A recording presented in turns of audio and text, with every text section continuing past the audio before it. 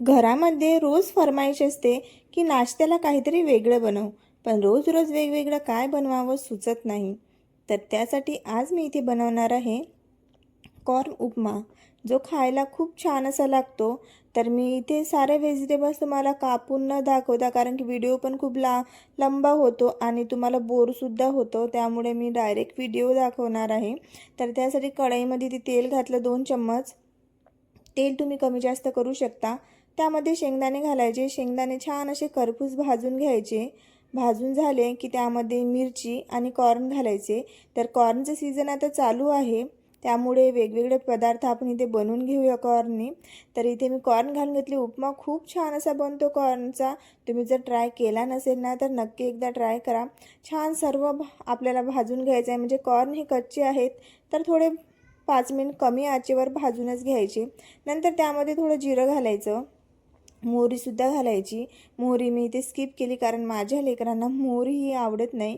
आता सोबतच इथे टोमॅटो पण टाकले. तर टोमॅटो मी हे नंतर का बरं टाकले, कारण की टोमॅटो हे अगोदर जर आपण टाकले तर ते पूर्ण थोडं सॉफ्ट होऊन जातात, म्हणून मी थोडे नंतर घातले टोमॅटो. कारण थोडे कडकसर असले तर ते खायला लेकरांना आवडतं, का एकदम सॉफ्ट जर झाले तर ते आवडत नाहीत. त्यामुळं आता यामध्ये थोडं हळद घातली, छान मिक्स करून घेतली. आता यामध्ये रवा घालून घ्यायचा.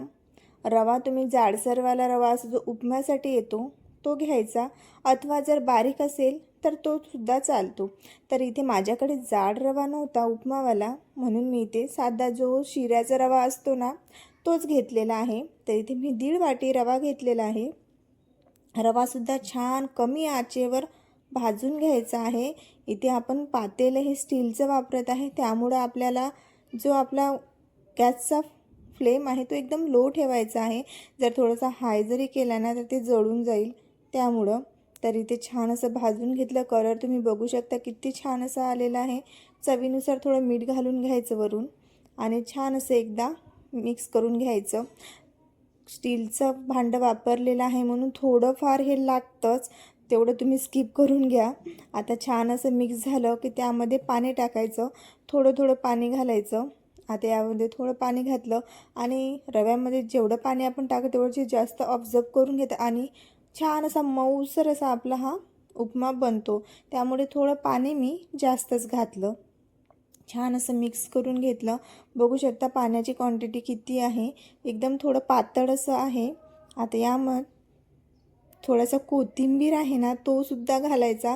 तर इथे मी कोथिंबीर छान असं बारीक करून घेते आहे. तुम्हाला जर अगं नाही आवडत असेल तर तुम्ही तो स्किप करू शकता, अथवा वरून थोडंसं लेमन आणि कोथिंबीर घातल्यानंतर अप्रतिम आपला असा हा उपमा बनतो. तर बघा 2 मिनिट फक्त मी झाकून ठेवलं होतं, कमी आचेवरच झाकून ठेवलं आणि पाणी तुम्ही बघू शकता पूर्ण असं ऑब्झर्व झालेलं आहे, पूर्ण आटून गेलेलं आहे पाणी.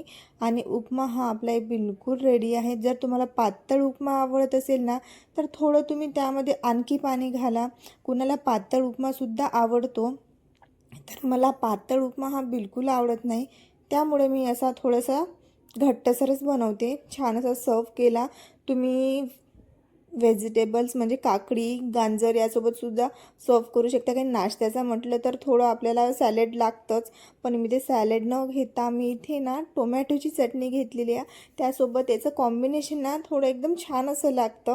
म्हणजे माझा स्वतःचा अनुभव आहे, तुम्ही खात असाल की नाही हे माहीत नाही, पण नसेल खात तर ट्राय नक्की करून बघा. खूप छान असं लागते टोमॅटो चटणीसोबत. आणि इथे सकाळचे तुम्ही व्ह्यू बघू शकता, एवढा छान असा व्ह्यू होता ना, तर तो मी बघता बघता एन्जॉय केला. बाहेरचं वातावरण खूप छान असं होतं. लेकरं शाळेमध्ये गेले होते, मग एकटंच होतं, तर मग त्यामध्ये मी आता हा छान असा उपमा बनवला आणि एन्जॉय केला. खूप छान असा झाला. तर तुम्हीसुद्धा एन्जॉय करा.